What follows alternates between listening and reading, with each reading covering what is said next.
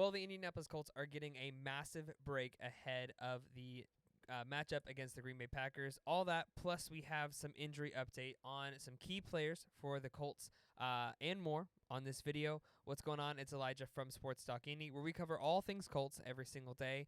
And if you're new to the community or new to the channel, be sure to like and subscribe and hit the notification bell so you can stay up to date on all things Colts. And today it is Monday, and so for most teams like the Indianapolis Colts, the week has switched over, and we are now entering into week 2 mode.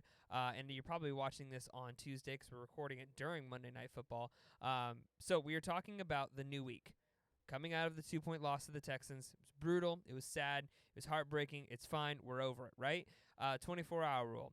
So let's talk about the injury news first. Now, there was one key injury that did come out of the game against the Texans, and we didn't really notice it until the following press conference, and then we heard it again today from Coach Shane Steichen, and that is that DeForest Buckner is dealing with a back injury. Now, if you've been following the Colts for any amount of time, you know that DeForest Buckner has kind of had this lingering back issue for a number of seasons, and yet still seemingly plays through it a majority of the time. So this isn't something that generally holds him back, but though it is of note that Shane Steichen has reported it, and it is now listed. But though no official injury report has come out listing on if DeForest Buckner is going to practice.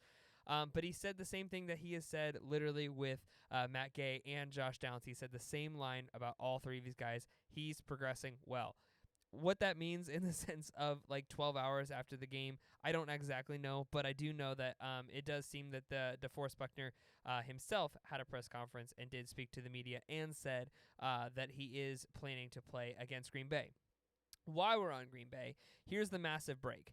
The Indianapolis Colts we just got news from Green Bay head coach Matt LaFleur that Malik Willis has been named the starting quarterback if Jordan Love is not cleared to play. Now, there's a big if there.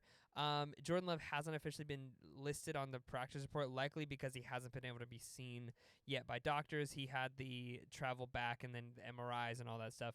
But it is listed right now as a MCL sprain, which is a 3 to 6 week injury. So no one in the league is expecting Jordan Love to actually play the Indianapolis Colts this weekend.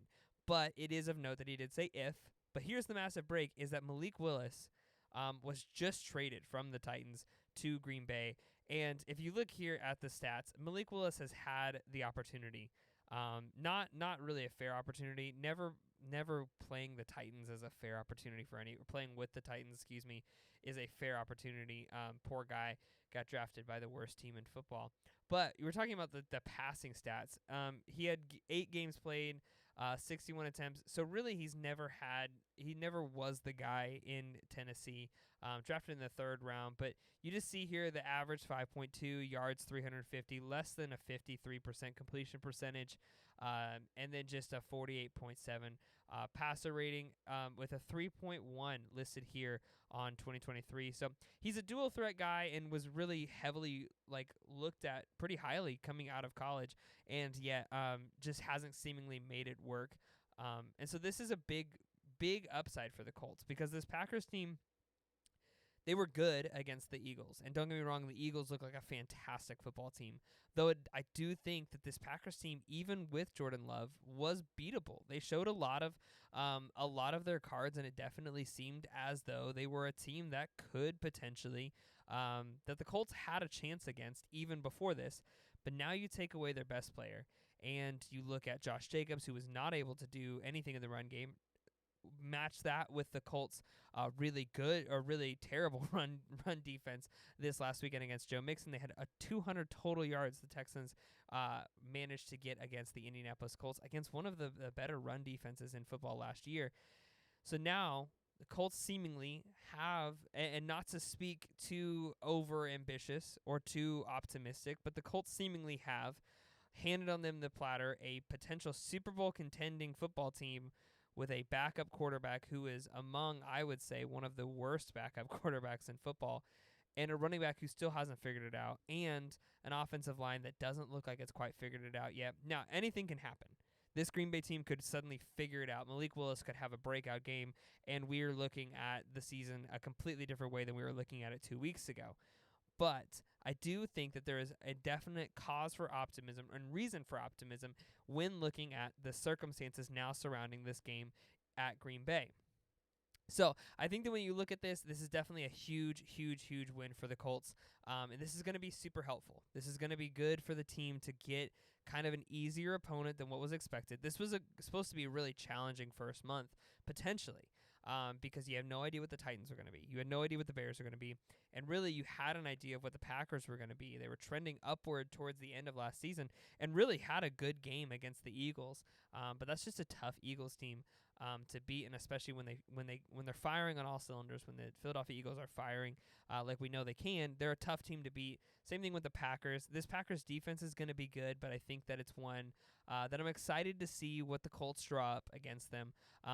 But lastly, let's get into the last part, which is injury updates. So we talked about the DeForest Buckner injury, but there's two key updates that we're still trying to get more news on. But there is some good news coming from the Colts camp, and that is, while no official word has been said yet, it does look like all signs are pointing towards Josh Downs officially being lifted off of the injury report and being listed or being back to active for the upcoming game. Like I said, there's no official word yet, but it does seem that with all signs being pointed towards this direction, it seemed like they held him really out of precaution this last weekend, just because it's not an injury that you want to re-aggravate.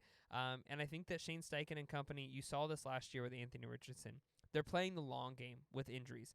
They don't want to rush a guy back, and I would even be curious to see, with DeForest Buckner dealing with this back injury, if we see him take a significant, in the NBA term, load management, a different number of snap counts and all of that in this upcoming game versus the Green Bay Packers, if maybe he's only there on crucial downs. But I do think that it's going to be important. But so back to Josh Downs, I do think Josh Downs, it is looking like he has been cleared. He's going to be cleared to play, and we will see if he is an active participant in practice upcoming tomorrow, Tuesday, as we go forward with the next week. And the next one is Matt Gay. Now, Spencer Schrader actually looked really good in all of his he had really just would he have the 4 PATs, excuse me. So he looked good in everything that we had. Obviously wasn't ever needed in like crucial 50 or more yards, but he did look good. Definitely a feasible backup. And we will see if he's going to be able to get the opportunity going forward. Obviously Matt Gay comes with a big price tag, but as of right now, it does not look like Matt Gay is going to be. He's not looking towards playing, although, again, no official word. It's only Monday.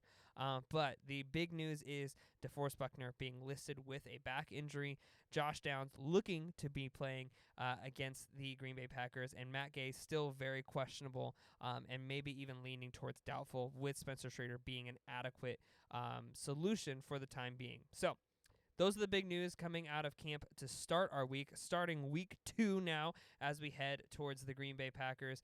Be sure to, like I said, to like and subscribe so you can stay up to date on all things, and we will see you on the next one.